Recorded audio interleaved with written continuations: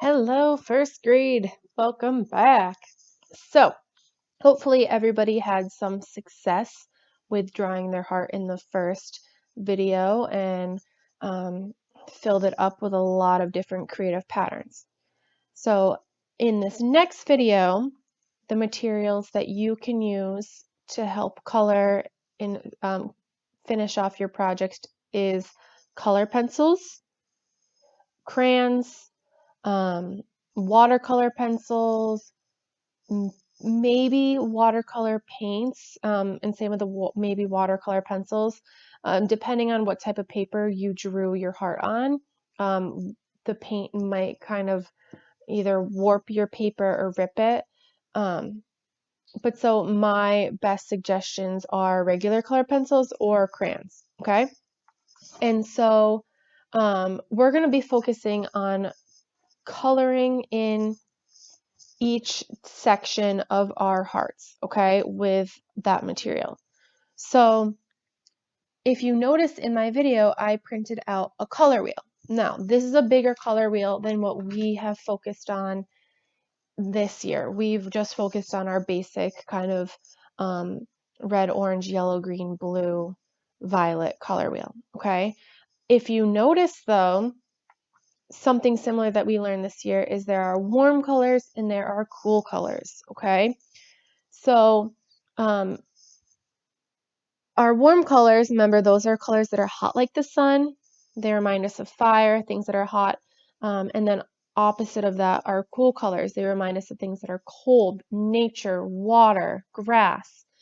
Two colors that can kind of go either way are the red violet, which is kind of like a purple red color. So that's why it's called red violet. Because it has some red tones in it, I kind of count that as a warm color and a cool color. And then same with our yellow green, because it has some of those yellow tones in it, and yellow is a warm color. But then it has green, which is a cool color and a cool tone. So those are two that can kind of go either way. But on our color wheel, they split them on either side as a warm or cool. So what we want to focus on is in each section of our heart with each different pattern that we had drawn is to color it either a warm color or cool color section. So I started my first section and I decided I wanted to have it be a warm color. So I picked red colors, I picked oranges, I picked like two different shades of red. I think I picked like a red orange, and an orange, and I kind of slowly blended them together. And so then once I had that fully colored in, I went to my next section right next to it. And because I just did a warm color, I needed to do a cool color so that way it wouldn't blend as much. We want each little section to be able to stand out. So if I put a warm color, it might kind of camouflage it. So I picked kind of like a darker blue, a blue-green, and then a green color, okay? And then once you have that filled in, take a look. On my heart personally, I had a couple different sections that were right next to that blue cool color section. So I was having the choice of, well, what should I color next as a warm color section? So I picked the one that was kind of furthest over to the side of my heart, and I went with some orange, yellow green colors, and I kind of blended and shaded that in.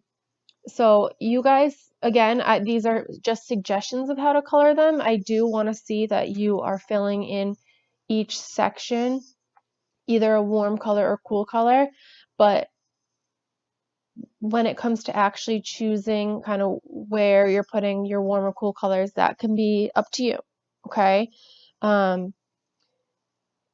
As you start to fill in more and more of your sections, make sure that you guys are looking to see that you are filling in all your white spots. I'm sure all of you have heard me a million times this year telling you to fill in your white spots, to go back, take the extra time, and fill it in, okay? Um, my trick with color pencils, I don't think we've really used color pencils too much as an art material this year, but if you use the side tip of your color pencil, it helps you get an even shade across when you're coloring. So that's something that you can do is you can kind of lay the tip of your pencil down on its side and it helps it color a little bit more smoother. Um, you guys want to focus on coloring in the same direction. Um, but yeah, so those are some of my tips. Again, I hope you guys have some of these materials at home so that way you can complete them. Um, as you when you come to a finish with your project, as first grade, I'm not 100% sure on your um, computer and tech ability. If you have a family member at home that can help you out on the computer, um, a way to turn your assignment in would be to take a picture using a phone or using your computer camera, um, and either emailing it to me or email it to yourself and then save it on your computer. And then if you save it as a file on your computer and you go into my Google Classroom and you go into that assignment that I posted, you should be able to attach a file. And then usually when you try to attach a file, it asks you to browse from your computer. And if you either know where you placed that picture of your heart, or if you search for the file, then you should be able to upload it, attach it, and then send it to me. Okay.